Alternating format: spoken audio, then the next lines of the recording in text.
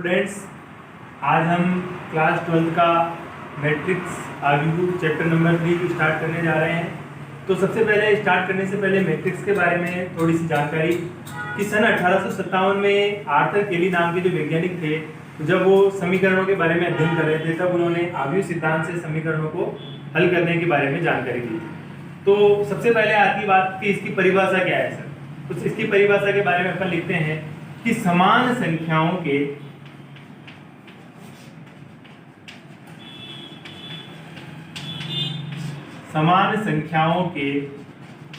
निश्चित क्रम को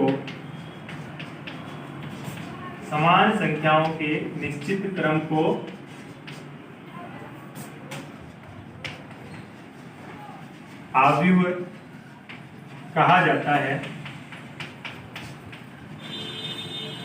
जिसमें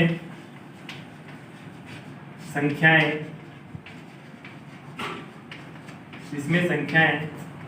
पंक्तियों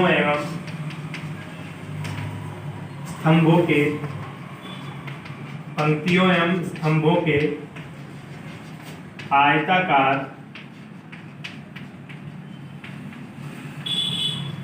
अथवा वर्गाकार क्रम में व्यवस्थित रहती है। तो ये है मैट्रिक्स की परिभाषा कि समान संख्याओं के निश्चित क्रम को आव्यूह कहा जाता है, जिसमें संख्याएं पंक्तियों या स्तंभों के आयताकार अथवा वर्गाकार क्रम में व्यवस्थित रहती है। तो ये परिभाषा है और इसमें इसको बड़े कैपिटल बॉक्स से प्रदर्शित किया जाता है। इसके अंदर अवयव रखे जाते हैं या संख्याएं रखी जाती है। जैसे कोई भी उदाहरण अपन लेना चाहेंगे, 1 2 3 4। तो ये 4 जो संख्याएं हैं, इसमें इस प्रकार की व्यवस्था को ही क्या कहा जाता है, मैट्रिक्स कहा जाता है। मैट्रिक्स जो है उसको प्रदर्शित अपन अंग्रेजी वर्णमाला के कैपिटल अक्षरों से किया जाता है। जैसे capital A, capital B, capital C, capital E। ठीक है, या अंग्रेजी वर्णमाला के किसी भी अक्षर से इसको प्रदर्शित किया जा सकता है। 3 हाँ, तो अब हम बात करेंगे आव्यूह के क्रम की। तो आव्यूह का क्रम क्या होता है कि आव्यूह में जितनी पंक्तियां होती है या जितने स्तंभ होते हैं, उसके हिसाब से इसका क्रम डिसाइड किया जाता है कि अगर किसी आव्यूह में 2 पंक्तियां हैं और 3 स्तंभ है, जैसे 1 2 3, कोई भी अवयव अपन यहाँ पे ले रहे हैं, 4 5 2 पंक्तियां हैं और 3 स्तंभ है, तो इस आव्यूह का जो क्रम है 2 × 3 कहलाया जाएगा। ठीक है, तो आव्यूह का क्रम क्या होगा, आव्यूह का क्रम m × n होता है, जहां m क्या होती है, पंक्तियां। हाँ, तो जहां m बराबर पंक्तियों की संख्या होगी और n बराबर होगा स्तंभों की संख्या। स्तंभ मतलब कॉलम की संख्या। तो किसी भी आव्यूह का जब अपने को या मैट्रिक्स का क्रम बताना है आपको, तो उसका क्या होगा, क्रम पंक्ति × स्तंभ। ठीक है, तो उसका जो क्रम है, इसका रिप्रेजेंटेशन है कि 2 × 3 उसका क्रम है, और उसके अंदर अवयवों की जो संख्या होगी वो क्या होगी, अवयवों की संख्या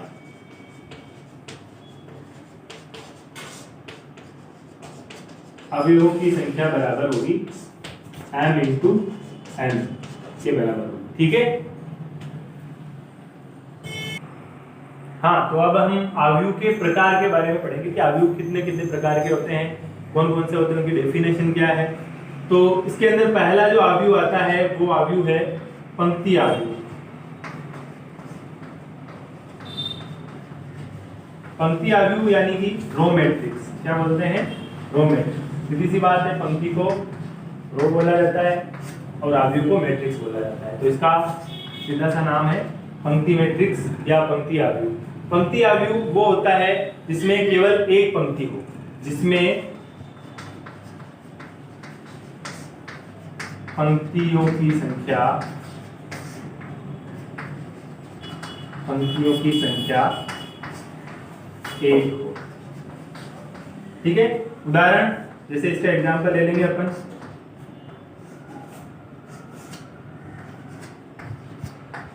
इस आव्यूह के अंदर केवल आपको एक पंक्ति दिख रही है और 3 स्तंभ दिख रहे हैं, तो इसलिए इसका क्रम हो गया 1 इंटू 3 और अवयवों की संख्या इसके अंदर हो गई 3। तो ये आव्यूह का क्रम है 1 इंटू 3 और ये आव्यूह कौन सा होगा? पंक्ति आव्यूह होगा, क्योंकि इसमें पंक्तियों की जो संख्या है वो है 1। दूसरा आव्यूह अपना आता है स्तंभ आव्यूह।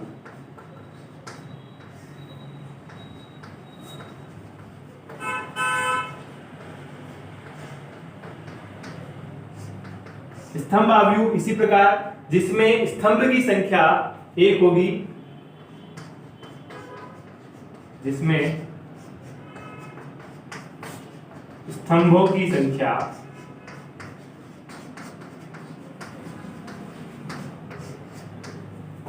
1 हो, जिसमें स्तंभों की संख्या 1 हो, उसे क्या कहेंगे? स्तंभ आव्यूह कहेंगे। इसका एक उदाहरण अपन ले लेंगे इसी प्रकार से। तो इसमें स्तंभ जो है वो 1 है, लेकिन पंक्तियां कितनी है? 3 है।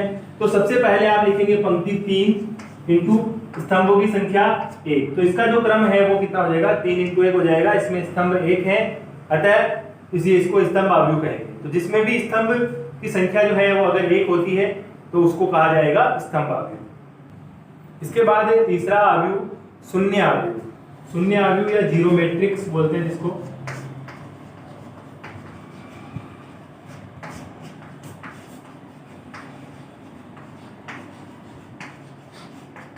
शून्य आव्यूह या जीरो मैट्रिक्स। सीधी सी बात है, शून्य आव्यूह किसको कहेंगे?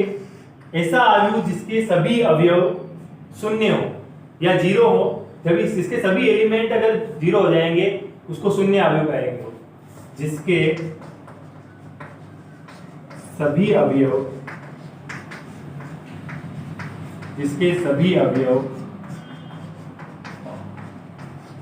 शून्य हो। ठीक है, शॉर्ट में लिखेंगे अपन, जिसके सभी अवयव शून्य हो उसे क्या कहेंगे? शून्य आव्यूह। इसका उदाहरण अपन ले सकते हैं जैसे 0 0 0। ठीक है, और इसको प्रदर्शित किया जाता है O से। इसको किससे प्रदर्शित किया जाता है? शून्य आव्यूह को O से प्रदर्शित किया जाता है। 0 0 0 ये कितने क्रम का शून्य आव्यूह हुआ? 2 इंटू 2 क्रम का। ऐसे ही आप 3 इंटू 3 क्रम का शून्य आव्यूह मैट्रिक्स बना सकते हैं। यह भी एक शून्य मैट्रिक्स होगा, लेकिन ये कितने क्रम का होगा? इसमें 3 पंक्तियां हैं और 3 ही स्तंभ है, इसलिए इसका क्रम होगा 3 इंटू 3। जो इसका क्रम होता है वो मैट्रिक्स के राइट साइड में उसके नीचे के कॉर्नर पे लिखा जाता है। ठीक है, हाँ। तो इसके बाद चौथे नंबर का आता है वर्ग आव्यूह। वर्ग आव्यूह या स्क्वायर मैट्रिक्स इसको बोलते हैं।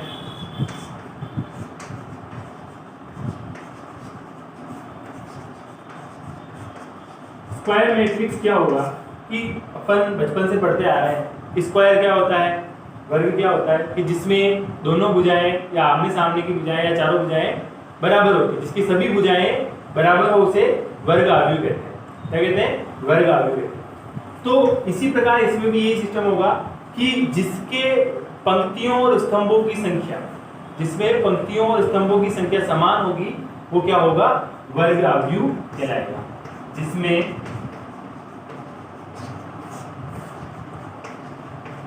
पंक्तियों एवं स्तंभों की संख्या, इसमें पंक्तियों एवं स्तंभों की संख्या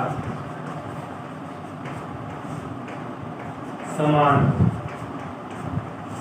इसमें पंक्तियों एवं स्तंभों की संख्या समान हो उसे क्या कहेंगे? वर्ग आव्यूह कहेंगे। इसका उदाहरण हम ले लेते हैं।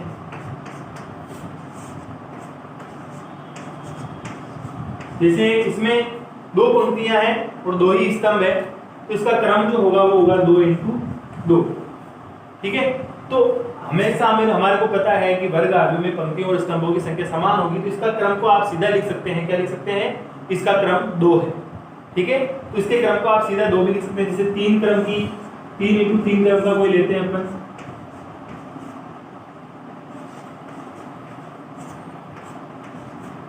इसमें पंक्तियों की संख्या 3 है और स्तंभों की संख्या भी 3 है, तो इसलिए इसका क्रम क्या हो जाएगा? 3 इंटू 3। तो ये इस प्रकार का जो आव्यूह होता है उसे वर्ग आव्यूह कहा जाता है। हाँ, तो 5वें नंबर का जो अवयव आता है वो है विकर्ण अवयव, डायगोनल मैट्रिक्स।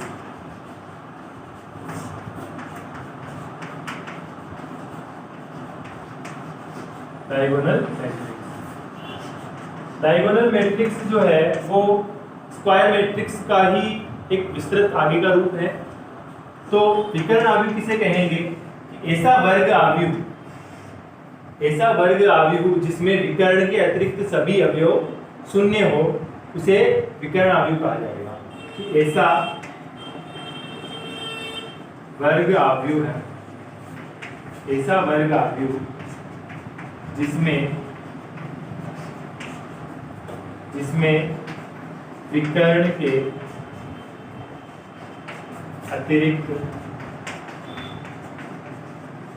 के अतिरिक्त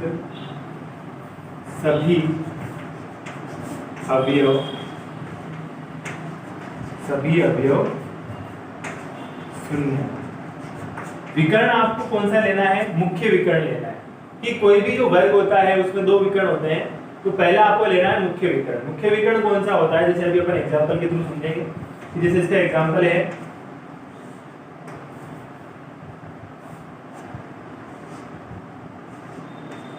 जैसे ये वाला जो होगा इसका मुख्य विकर्ण। सबसे पहली बात देखेंगे कि ये वर्ग मैट्रिक्स है या नहीं है, क्योंकि इसका क्रम जो है 2 × 2 है।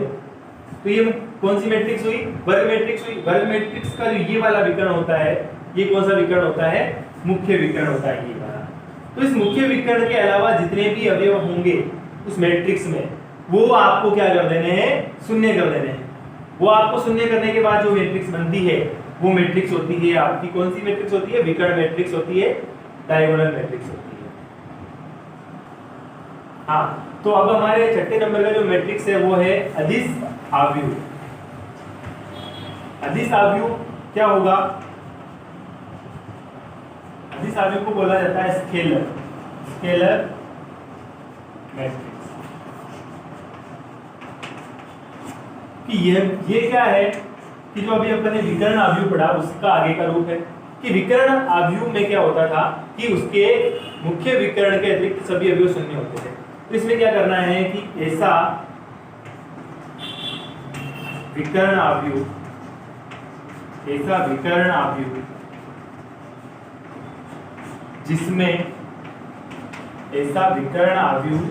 जिसमें मुख्य विकर्ण के, अब अपन विकर्ण न लिख के मुख्य विकर्ण लिखें, मुख्य विकर्ण के सभी अवयव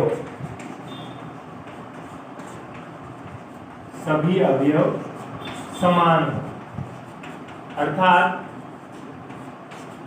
अदिश अवयव में क्या होना चाहिए कि मुख्य विकर्ण के जो सभी अवयव हैं वो समान होने चाहिए, जबकि विकर्ण अवयव में ऐसा कोई बाउंडेशन नहीं था।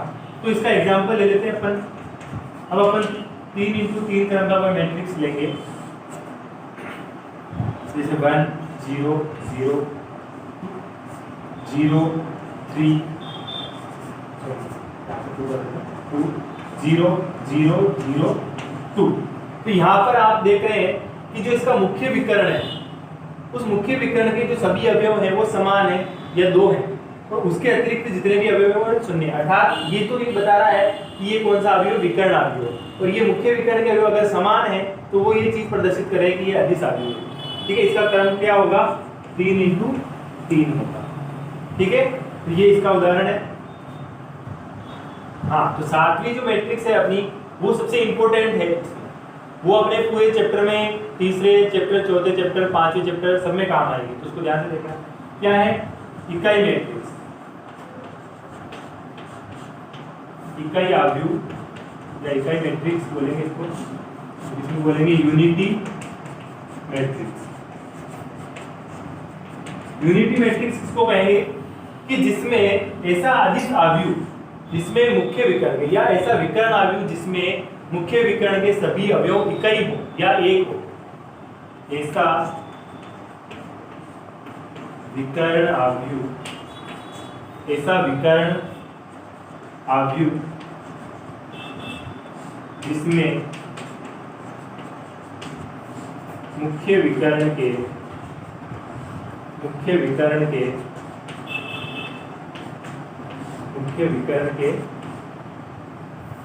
सभी अवयव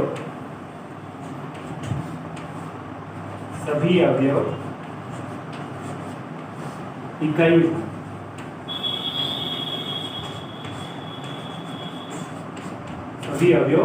हो। तो इसका एक एग्जांपल अपन यहाँ लिख लेते हैं। सर इसका एग्जांपल क्या होगा कि 1 0 0 0 1 0 0 0 1। ये 3x3 क्रम का क्या है, इकाई मैट्रिक्स है। इकाई मैट्रिक्स को प्रदर्शित करने के लिए आपको किसका सिंबल यूज करना है, वो सिंबल आपको यूज करना है आई का। आई का मतलब होता है आइडेंटिटी मैट्रिक्स या यूनिटी मैट्रिक्स, ठीक है। तो आप नॉर्मल आपको क्या यूज करना है, आई मैट्रिक्स यूज करना है, ठीक है। हाँ, तो 8वें नंबर की जो अपनी मैट्रिक्स है, लास्ट मैट्रिक्स का टाइप है त्रिभुजाकार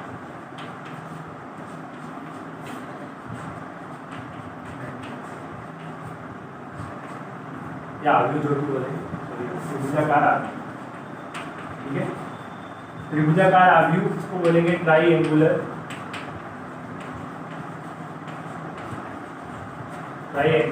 मैट्रिक्स। ट्राइएंगुलर जो मैट्रिक्स है वो दो प्रकार की होती है। फर्स्ट होती है ऊपरी त्रिभुजाकार, ऊपरी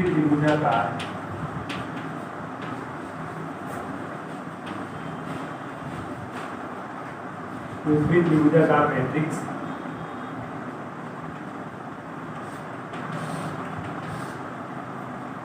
ऊपरी त्रिभुजाकार मैट्रिक्स क्या होगी, जिसमें मुख्य विकर्ण के नीचे के सभी अवयव शून्य होंगे, उसे ऊपरी त्रिभुजाकार मैट्रिक्स कहेंगे। जैसे इसका सीधा एक अपन एग्जांपल लेके बताएंगे, ठीक है। तो जिसमें मुख्य विकर्ण के नीचे के सभी अवयव शून्य हो, उसे ऊपरी त्रिभुजाकार मैट्रिक्स कहा जाता है। इसका एग्जांपल उदाहरण या पहले इसको पेपर से लिख लेते हैं कि मुख्य विकर्ण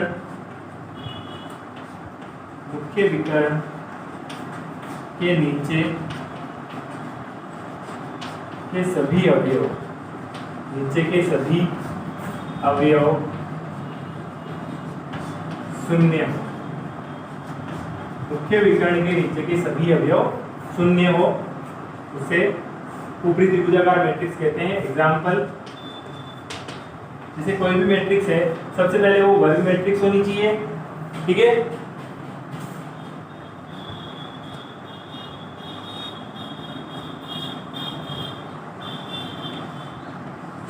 तो यहां पर आप देख रहे हैं कि जो ये मुख्य विकर्ण है अपना, तो इस मुख्य विकर्ण के नीचे के जितने भी अवयव हैं, मुख्य विकर्ण के नीचे के जितने भी अवयव हैं वो शून्य है। अर्थात ऊपर की तरफ एक क्या बन रहा है, एक त्रिभुज बन रहा है, ट्राइएंगल बन रहा है। तो ये ट्राइएंगल जो होगा, इस ट्राइएंगल के हिसाब से इसको क्या बोला जाता है कि ऊपरी त्रिभुजाकार मैट्रिक्स। तो आप समझ ही गए होंगे कि दूसरा जो टाइप होगा वो क्या होगा कि निम्न त्रिभुजाकार मैट्रिक्स होगा। क्या होगा, निम्न त्रिभुजाकार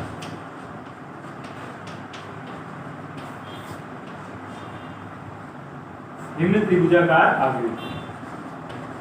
क्या होगा उसमें जो त्रिभुज बनेगा वो नीचे की साइड बनेगा। कैसे बनेगा, एग्जांपल लेंगे सीधा अपन कि उसमें मुख्य विकर्ण के ऊपर के सभी अवयव क्या होने चाहिए, शून्य होने चाहिए। तो उसका उदाहरण हो जाएगा आपके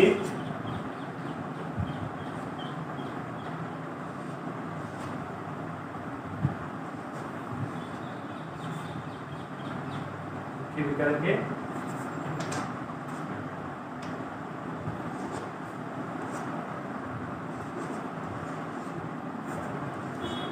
तो इस प्रकार से आप देख सकते हैं कि इसमें जो त्रिभुज है वो नीचे की तरफ बन रहा है और मुख्य विकर्ण के ऊपर के सभी अवयव जो है वो क्या है, शून्य है। तो ये निम्न त्रिभुजाकार मैट्रिक्स